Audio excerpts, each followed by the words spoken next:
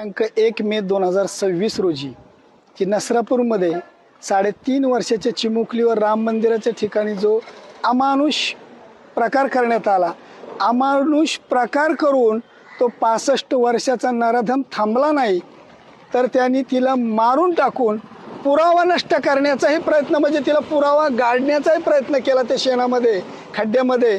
आणि नशिबाने तो CCTV फुटेज काय कॅमेरा मिळाला, त्यातून तिचं ते लास्ट सीन मार्फत विषय जो काय तपास झाला, जो काय हा प्रकार त्या नराधमांनी केला, हा लांछनास्पद प्रकार होता.